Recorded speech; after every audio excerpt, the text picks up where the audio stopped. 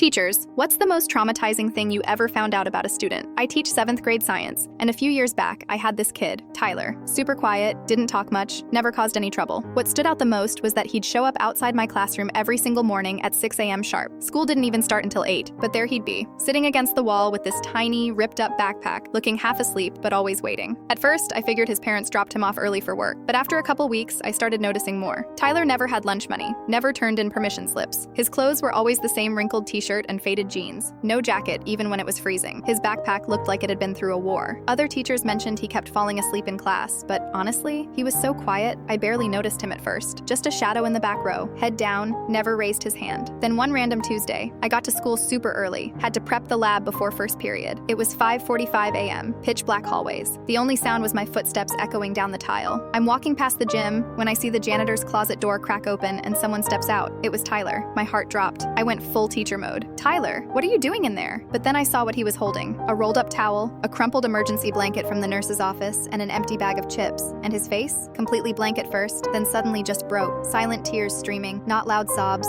just heartbreak. I walked over slowly. Tyler, have you been sleeping in there? He just nodded. Barely. How long? 2 months, he whispered. I peeked inside. That closet was maybe 5 feet wide, but he'd turned it into a makeshift bedroom, a towel for a pillow, thin foil blanket, crumbs in the corner, empty water bottles, some crackers stashed behind mop buckets. It hit me so hard I forgot how to breathe. Once he calmed down, he told me everything. His mom had been evicted 2 months ago, said she was couch surfing with different guys, jumping between sketchy motels. Sometimes she'd take Tyler with her, other times she'd just tell him, figure it out, so he did. He found a side door at school that didn't lock right, and every night around 10, he'd sneak in, sleep in the janitor's closet, shower in the locker room before anyone arrived, eat whatever food kids left behind in the cafeteria. The janitor, Mr. Kim, knew, but he didn't report it, said he'd been homeless as a teen too, and didn't have it in him to kick Tyler out. I wanted to call child services right then and there, but Tyler begged me not to. Said he'd rather sleep in a janitor's closet than get tossed into foster care. Said he didn't trust the system. And honestly, I got it. So I brought in our school counselor, quietly. No announcements, no paperwork trail. We got him into the free breakfast and lunch programs, set him up with a fake tutoring group after school so he could stay late in a safe space. We even had him helping in the science lab so he had a reason to hang out in my room during off hours. The counselor did some digging and eventually found a name, an aunt in Oregon who'd apparently been trying to get custody for months. Tyler's mom had basically gone off the grid, taking him with her and never telling anyone where they were. His aunt had reported him missing, but had no leads. It took 3 weeks of phone calls, court paperwork, and a lot of strings pulled by our counselor and the school social worker. But eventually, we made it happen. We got Tyler to his aunt. The day he left, he came to my classroom before school like always. He walked in, handed me a crumpled thank you note, and hugged me so hard I thought I was gonna crack a rib. No tears, just this quiet, long hug like he was trying to say everything he couldn't put into words. I still keep that note in my desk, still check that side door every night before I leave.